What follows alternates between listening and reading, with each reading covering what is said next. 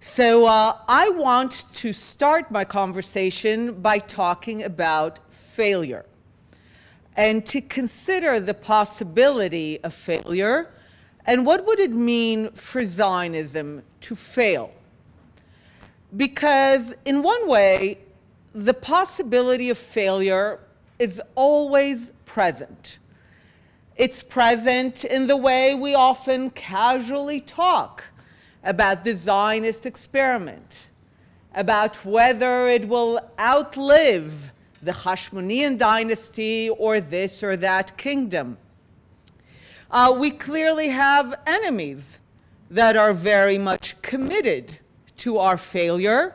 I have a colleague who says we shouldn't, the numbers of surrounded by 500 million Arabs or 1 billion Muslims who despite some positive developments, many of them want us gone, he says that's not the numbers to look at. The numbers to look at is that among them, there are tens of thousands of people whose job it is to make sure that we are gone, who wake up every morning in this region and around us with this very specific goal in mind. So when we speak about the possibility of Zionism's failure, it is not just a thought experiment. It is something that a lot of people are working very hard to ensure. And on the other hand, I would say that we've almost lost the ability to think of failure. We tell a story, completely wrong, of Zionism as a story of just predetermined success, right? If you teach the story of Zionism, it pretty much looks like this. Herzl had an idea, he wrote a book, he convened a Congress, Balfour gave us a declaration, Ben-Gurion declared a state, and that's it. Zionism is a success, and from there it just went from strength to strength, from victory to victory. So we're used to thinking of it as a success that almost was inevitable.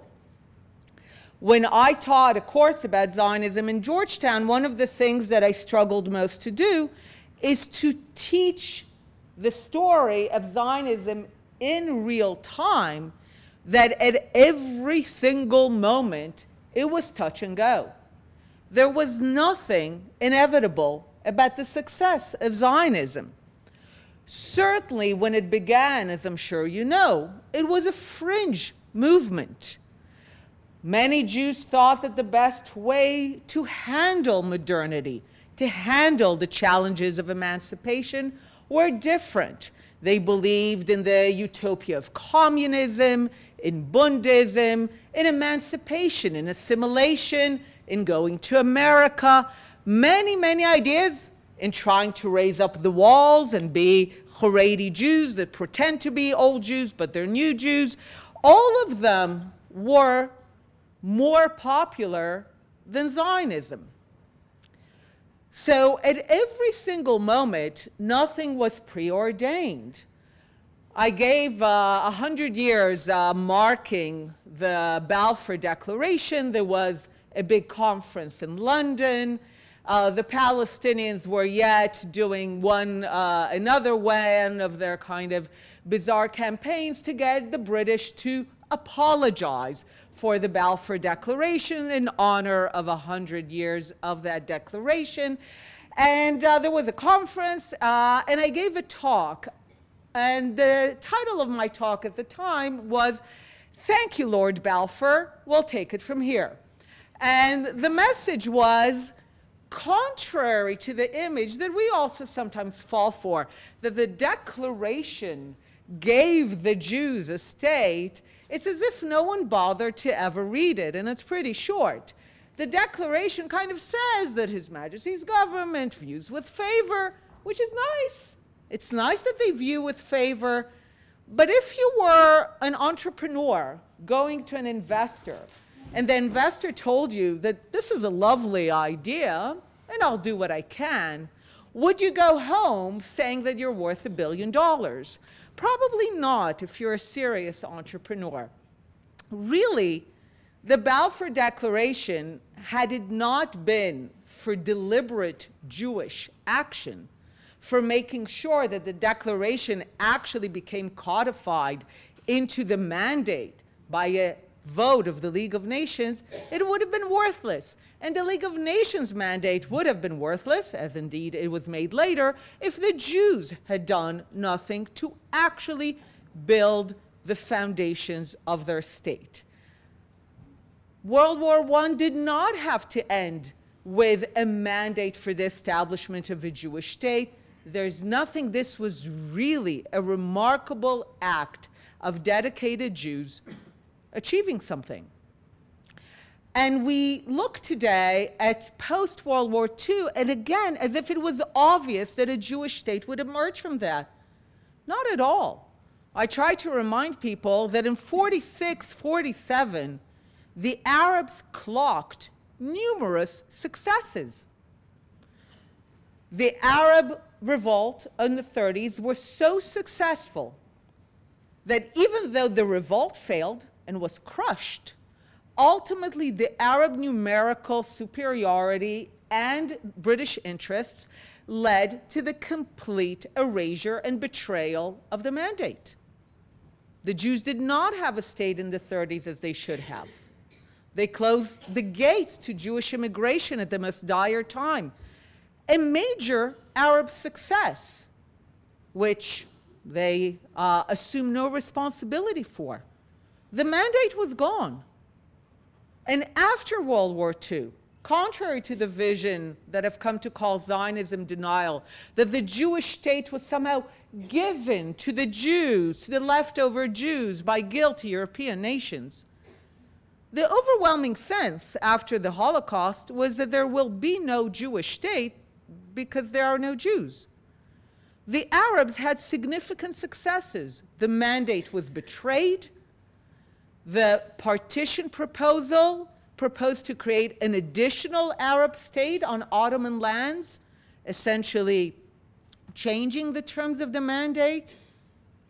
Those were all remarkable successes, and if you read Benny Morris, he would tell you that in the first month after Israel's declaration of independence, we were about to lose. And in many ways, that was probably the only good ceasefire ever. That ceasefire kind of saved us. But at every single moment, it was touch and go. October 7th, too.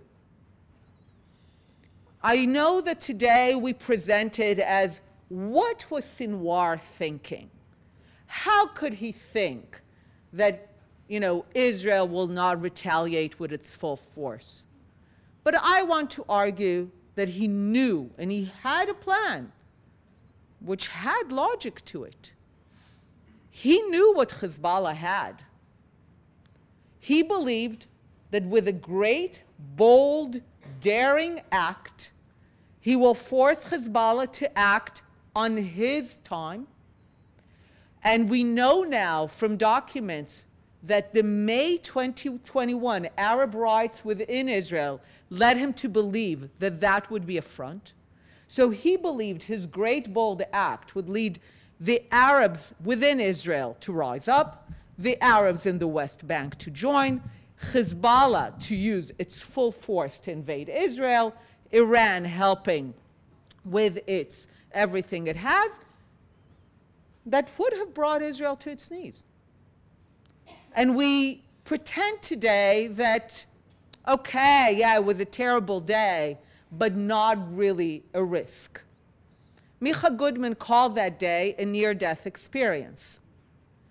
And for many years, especially as we Jews were really reaching a fever pitch over the judicial issue, and people would always say that at the end of the day, the Jews have not really achieved sovereignty. We remain a shtetl with an army. And I would always respond to that the Jews in the shtetl would have loved to have an army. So, even if we're just a shtetl with an army, it's still a big improvement. And then for one day, we were a shtetl without an army. And we saw what it was again. So the possibility of the failure of Zionism is at once very real. We have people who are trying to make sure that it's very real. But in some ways, we've also lost the ability to actually think about what failure would really represent, because we mistakenly think of Zionism as this inevitable success. But I would argue that what made Zionism a success is that Zionists understood the price of failure. They saw failure all around them. They first saw the failure of exile.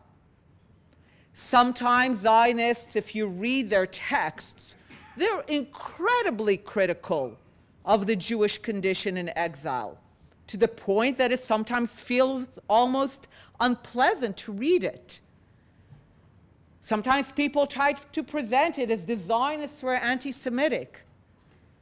The Zionists cared deeply about Jewish life, and their criticism was of what exile did to Jews. It was never criticism of the Jews as Jews. It was about how exile deformed the spirit, the need to constantly ingratiate yourself. We say that power corrupts, but what Zionists understood as Jews is that powerlessness corrupts no less. Today we talk so much about the corruption of power, we forgot. That's the success of Zionism, that powerlessness corrupts the soul no less. The need to be at other people's mercy. The Zionists knew that. They knew the failure of exile, but they also began to get a sense of the failure of emancipation, of the bold promise of belonging. And they saw ultimately the failure of other ideas. I always say that Zionism succeeded not because it had the better letters, the better arguments, the better people. It succeeded because the verdict of history to all the other Jewish options, which also had great leaders and great letters and great arguments, the verdict of history was just incredibly cruel. One of the problems that I find that we have as Jews today is that we are a historical people at a very ahistorical age. And we insist on our history when people roll their eyes and they're like, oh, please, it's like so long ago. And about a few days ago, I think one of these Jews has become kind of a vocal anti-Zionist, wrote a very, very long thread saying, Jews used to be anti-Zionist. That was completely normal. Zionism was a fringe movement. All the way into the 1930s, it was entirely a fringe movement. And he goes on to detail how many Jews were Bundists and socialists and communists, or they religiously opposed Zionism. And he goes through all that, and he stays there. That's it.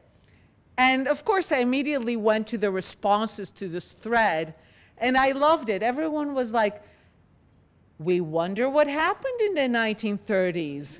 Whatever happened later? And it's this notion that kind of, yes, there was a moment when Jews were struggling with the challenges of modernity. They came up with many, many, many different ideas. But the verdict of history to almost all of them was incredibly cruel. I was recently in New York for a conference, and a young, lovely Jewish woman met me with a Hebrew saying on her necklace that said, Doikait. Doikait is the Yiddish term for here-ness, and it was the rallying cry of the Bundists. basically saying, yes, we want a form of self-determination, linguistic, semi-political, but here, and here was the Pale of Settlement. Doikot, the Zionists wanted to go there, we, the Bundists, will stay here. And she, a young woman in New York in the 21st century, says, Doikite, and I couldn't help myself. I was like, the verdict of history was pretty cruel to that idea. Because, again, we insist on being a historical people at an ahistorical age where people try to ignore the verdict of history. So Zionism was a success because its people very much knew what the price of failure is. And I believe that the continued success depends on us truly realizing how high the stakes are. Recently, again, someone just tweeted, if it were not for Israel, Judaism would go back to being gefilte fish in small hats. And she was kind of complaining that, because of the Jewish association with Israel, they cannot enjoy this life of kind of light Judaism, of gefilte fish and Seinfeld and little hats. I love that she called it that. And that's it. And in that she highlighted the fact that for many Jews, the fact that their life in what we now call the diaspora, because once you have a state, it's no longer exile, it just becomes diaspora, there is a belief that it is somehow entirely disconnected from the fact that there's a state of Israel. I remember, this is a question that I often get by students in delegations, and they'll be like, fine, we get that a Jewish state was once necessary, but why now? Why now? This is such a post-national age, why now? And I said, look, the era in which Jews are prospering, safe, equal, happens to coincide with the era in which there's a Jewish state. Now, it could be sheer coincidence. But do you really want to check this coincidence? Do you want to really find out? Do you want, I would always, whether it be all those people who would really be like, the best thing for peace is for Israel to disappear, that would bring peace, everyone would coexist. And I'd be like, who are we going to turn to when it turns out that you were wrong? Like who do we bring kind of the receipts to say, look, bad idea? So no, I'm not interested in kind of exploring that option. But a lot of Jews think that it is disconnected, and I would argue that it is entirely not. And I recently wrote that I don't think that it's a coincidence that, and I'm not generalizing, and there are many exceptions in every direction, but there is a trend that the Jews, especially in America, who are least susceptible to the claim that this is only about Israel or Zionism, but not about Jews, and we love Jews, and Jews are great, and it's not about you, the Jews who are least susceptible to falling for that are those whose parents came from the Soviet Union, Eastern Europe, the Arab world, and Iran. Because they, apropos carrying history, have a closer historical memory of how the playbook of we love Jews, Jews are great, it's just about Israel and Zionism, they know how it ended because they know that they're now in LA rather than in Tehran, and there's a reason for it. So the people who are aware of the failures, of the failed alternatives, are also more likely to understand how high are the stakes for the success of Zionism. Because what does it mean if Zionism fails? You will not get Jews of gefilte fish and little hats. This is Churban. And after the first Churban, it took a bit less than a century, if we trust the books, for the Jews to establish their second kingdom. And after the second Churban, it took 2 millennia for the Jews to establish their third parliamentary kingdom. What would it be if there was a third Churban? If it's additive, another 4,000 years? If it's a multiplication, 40,000 years? Yuval Noah Harari says that in 1,000 years, humans will no longer be humans, will be something else. This is it. That's it. We have not come here in order to have another episode. That's how high I believe the stakes are. This has to succeed. Because, you know, the early Zionists were not just concerned about saving Jewish lives. They very much believed that being in this land as a sovereign people would also reinvigorate Jewish life, the very notion of what it means to be Jewish. And I think in many ways they were right, whether they were cultural Zionists or political Zionists. They knew that it meant something to be here in order to allow Jews to thrive in a way that was no longer possible under the deforming conditions of exile. So I think the truth is also in reverse. If there is a third Churban, if Zionism fails, then it's not just Jewish lives that are at stake, but the very notion of Jewish life. We tend to just assume that Jewish life will always somehow find a way. Maybe the Satmars will survive. They'll be the ones to say, we told you so. But other than that, there's a reason that the majority of Jews are Zionists, because again, the verdict of history was cruel to all the other incredibly attractive options. So if we accept that the stakes are incredibly high, not just for Jewish lives, but for Jewish life in general, for the very continuation of Judaism, Jewish civilization, Jewish life, then we have got to make this work. And what does it mean that we have got to make this work? So a few months ago, someone told me an incredible story. She was part of these Israeli-Palestinian dialogue groups, which always have the same dynamics. The Palestinians say that Israel's horrible, the Jews agree, and everyone goes home feeling that they had a productive dialogue that will bring peace.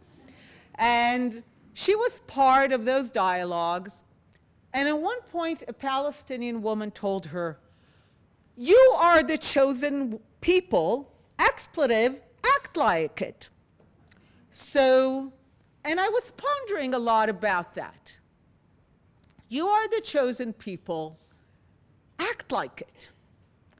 And I thought about it and what it means in terms of chosenness and what it is and what she meant. And ultimately, I came to a much more base description of what I think she said or meant.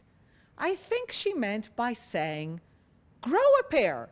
Basically, be who you are meant to be, especially in the context of these dialogues where it seems that Jews do nothing but apologize for being here. I think there's a certain, from her side even as a Palestinian, to say, enough already. Be who you were meant to be. And I think this is a big part of what it means to make this thing work. Because for a very long time, making Zionism work was about doing things. And we were really, really good at doing things.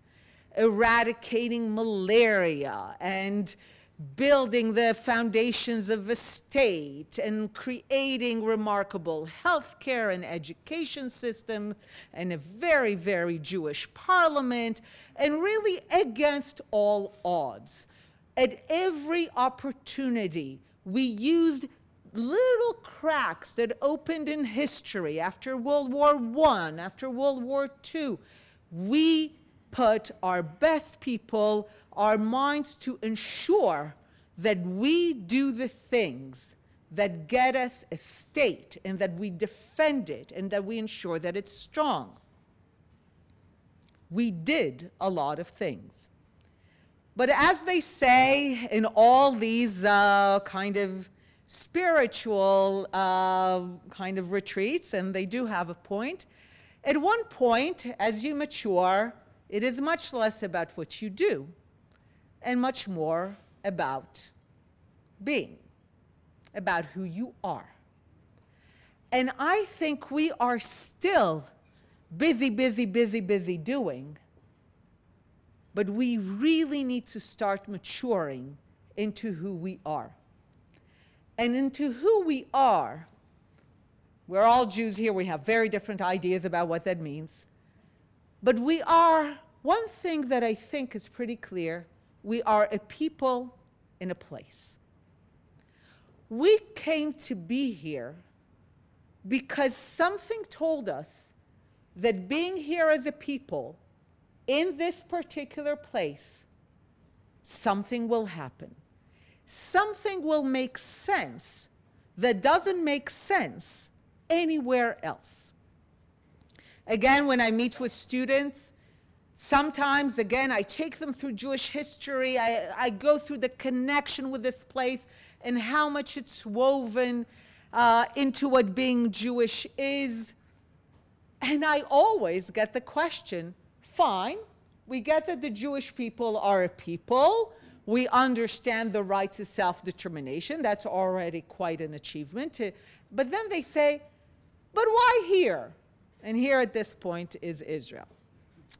And why here? You know, why do you insist on this place? And I always I'm like, okay, it's as if I didn't speak for just a half an hour now, but I'm like, from the perspective of Jews collectively, everywhere else is exile, which is why empirically, when people try to offer Argentina and Kenya, Uganda, and Bijan, and even upstate New York, which is not bad, none of that stuck. Nothing stuck. Because there was only one place where people could marshal the spirit and the willingness to overcome obstacles, and it was only here. Only one place empirically stuck, and it empirically stuck because it was the only place where we made sense as a people. There's a great book by Ben Freeman called The Jews and Indigenous People, a recent book. And he makes a wonderful argument that says that to be indigenous is not to live in a place for a really long time. That doesn't make you indigenous. You can live your whole life in New York, you won't be a New Yorker. But that doesn't make you indigenous. To be indigenous, even according to the legal and scholarly definition, is to have your entire culture, civilization, the way you mark time, the calendar, the ritual, the language, the idioms, tied with a place. That's what being indigenous is. And in that respect, the Jews are almost the indigenous people. To have their entire culture and civilization you know, Sukkot never made sense in Poland. And yet, you know, here we were, marking it, because the idea was always that we are a people in a place, and until we are in that place, we will include all the elements that help us continue to be, or at least until we are there, to behave and feel as if we are in that place.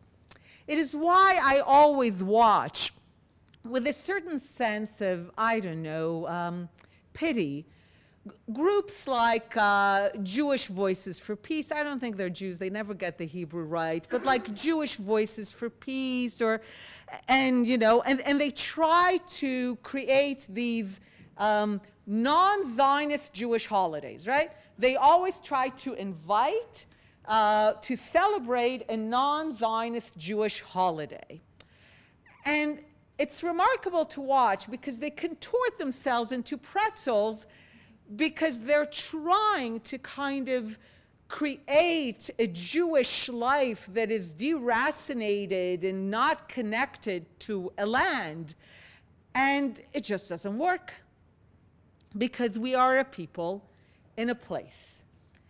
And I think this is more than anything about an attitude that says that we have come home. We are home. It's not a matter for apologizing. Yes, people are very, very, very busy trying to erase that connection, to present us as foreign, white, European colonizers who've come to a foreign place. But that's not who we are, and we know that. And we need to have the ability and patience to make sure that everyone knows that. You know, I have come to argue that when I speak about the conflict, is that the conflict will only ever be resolved with one ideological transformation. The Arabs of Gaza, the West Bank, around us, have to move from what I've come to call Palestinianism, the ideology that has 4 core tenets: from the river to the sea, there will be no Jewish state, and we are therefore perpetual refugees until return, and return is October 7th. They need to move from Palestinianism as their organizing ideology to what I've come to call Arab Zionism, which now sounds crazy, and one day it won't. And Arab Zionism is merely an Arab and Islamic recognition that the Jews are home. That's it. Nothing grand. You know, a few years ago, I was in a conference in a European capital about how to make peace. And I was sitting there, and I said what I've been saying for many years now, that the only path to peace is when the Palestinians and their century-long war against Zionism develop a constructive vision of wanting to live next to the Jewish state rather than on top of it, that they understand that they're not refugees and there's no such thing as a right of return into Israel. So someone who was sitting to the left of me, both physically and politically, said, what, you want the Palestinians to be Zionists? And I said, yes. And the audience chuckled. And I said, wait a minute, let me make my case. For me to be invited to this conference about how to get to peace as a supposedly reasonable, moderate Israeli, the base, kind of the way to enter the room was that I had to acknowledge the Palestinian right to self-determination. So I was like, so why is it suddenly considered beyond the pale a crazy ask that the Palestinians will recognize the Jewish right to self-determination? I'm not even greedy. Doesn't have to be exclusive or superior. The equal right to self-determination. Why is that considered beyond the pale? So a few months ago, I was in a conference in Washington for Jewish educators.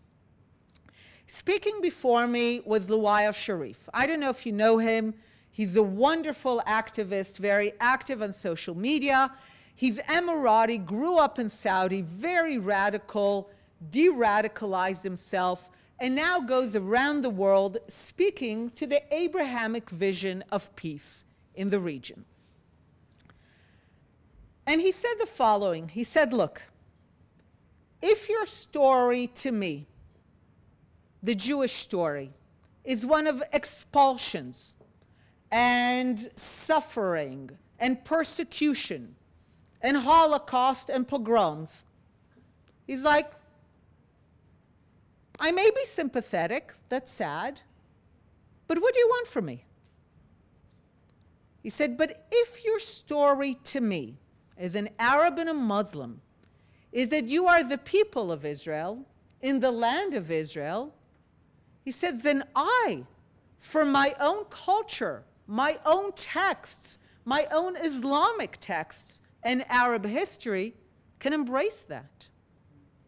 And I had to cherish this moment as I was behind the scenes there, of having an Arab from Arabia speaking to Jewish educators and reminding them that long before the persecutions and pogroms, we are the people of Israel in the land of Israel. And I believe that this is the moment when we are called upon to be that. Because I'm sure in the last few days you've all noticed it. There's a feeling of reaching almost a fever pitch of insanity, almost a global whirlwind about the idea that Israel is uniquely evil. It almost, I once took a course about opera. Our teacher explained that in a Mozart opera, midway, everyone comes kind of on the stage, and then you know that there's an intermission. So, so it feels like that. Everyone is coming on stage in a crescendo of the woke left and the woke right, and everyone, and you know, supposedly allies and friends, and I know people are really struggling to remain sane amidst all that. I'm sure you know the famous joke about the old fish who meets two young fish, and he asks them, how's the water today? And they're like, what water?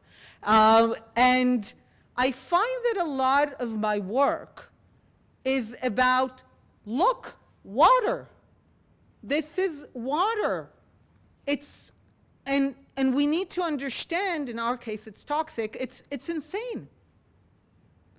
All these words, remember the good old days when we were just racists and apartheids? I was like, it's all those words, Zionism is racism, Israel's apartheid, ethnic cleansing, white supremacy, are now reaching this kind of Nazism, genocide, Holocaust, and all Israel as being uniquely evil. And for many, many years, as I would speak about the dangers of this rising anti-Zionism, the way that it gets laundered through international institutions, supposedly human rights organizations, I would often get questions from people in my political camp in Israel on the left saying, Einat, this anti-Zionism, it's just something that the right invented to avoid criticism, right?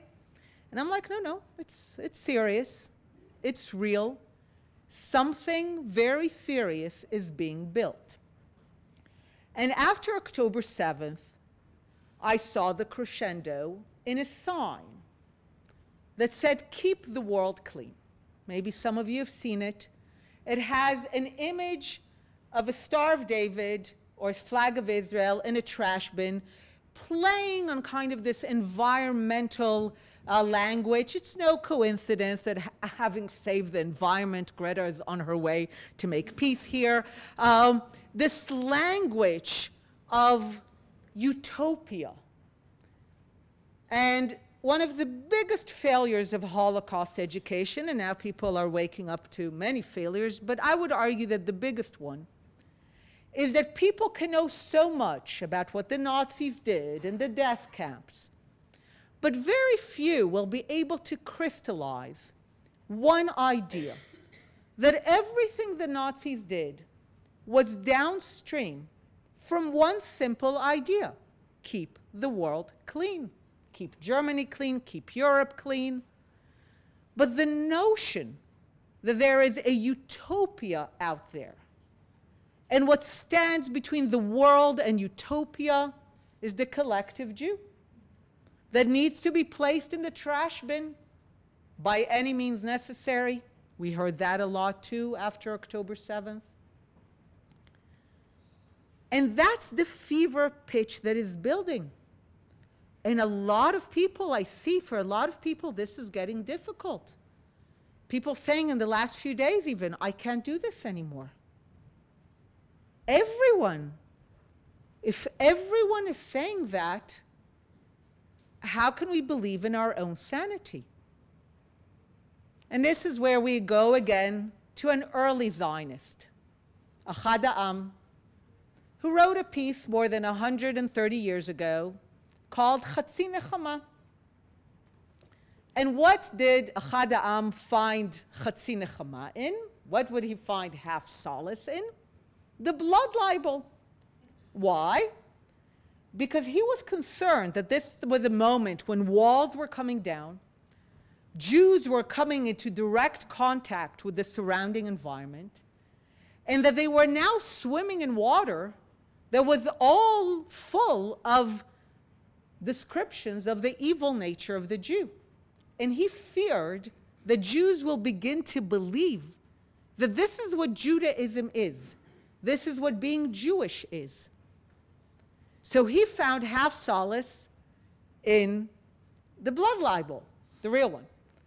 Because he said, this, the Jews know, is not true. So this will steel them for the possibility that the whole world can be wrong and the Jews be right. And that he hoped that this knowledge will allow them to swim in those toxic waters and not buckle. Because he realized that it's very easy to buckle under the pressure. He described it as a general agreement. The idea that Jews are surrounded from every direction by people saying something, so they will ultimately begin to doubt maybe what they're saying is true. And what we've had built around us is the toxic water of general agreement that the world would be a better place without the collective Jew. And I think we are here precisely to force the world to actually get rid of that utopia.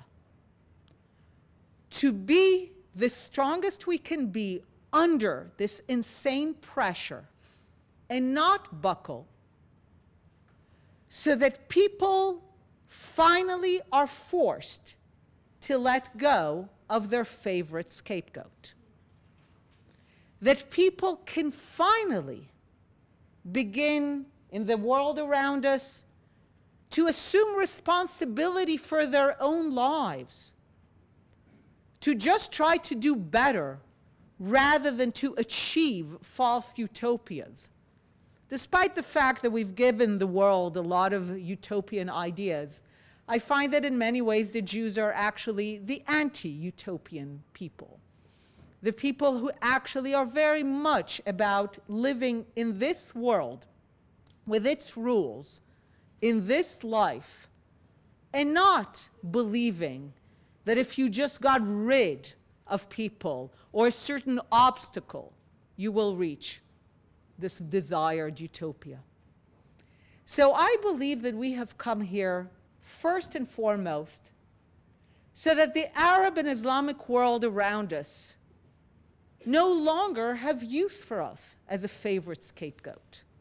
It's not a coincidence that the countries in the Arab world that are becoming more successful are the ones that are letting go of anti-Zionism as a ruse, as a scapegoat, as a distraction from their failures because they're no longer failing.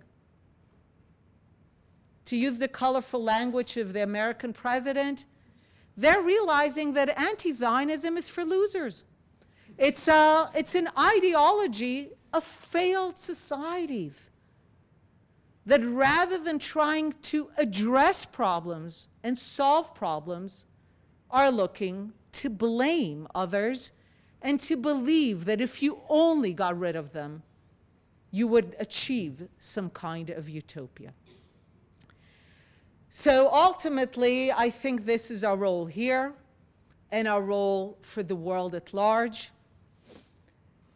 We are going nowhere.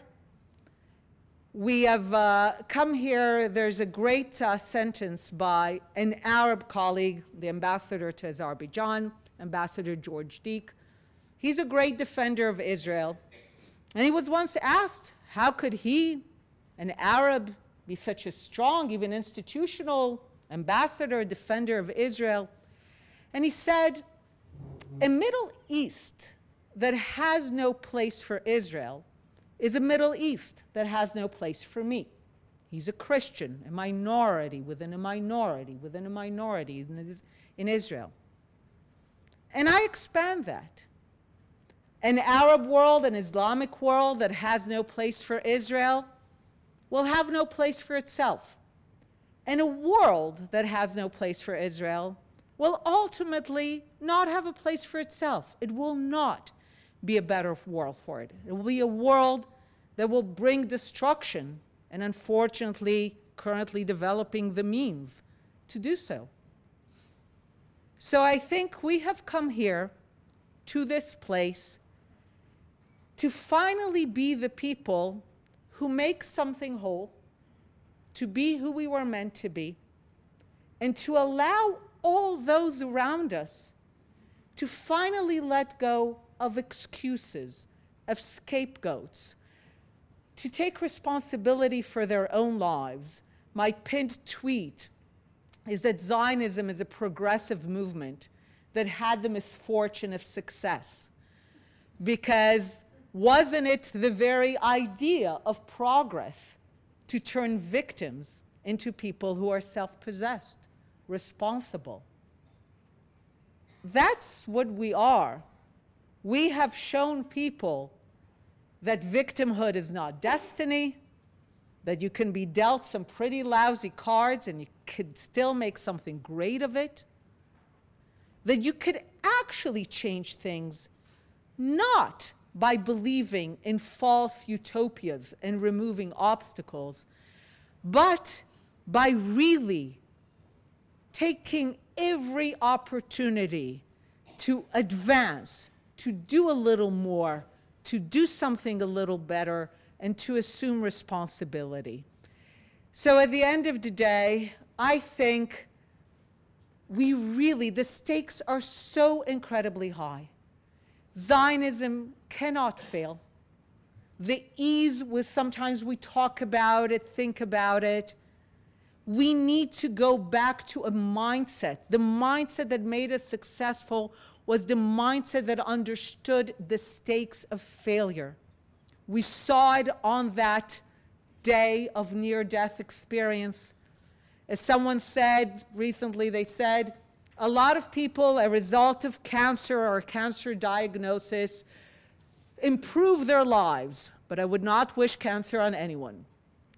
So the same way, October 7th was a day that we still, in my view, have not begun to process what happened on that day, the horror of it. But it did show us what again it meant to be in the shtetl, to be near death, the stakes of failure. And that mindset is why I believe that ultimately we will use this moment to build so much better and to maybe ultimately mature from doing to being, and to being the people of Israel in the land of Israel. Thank you.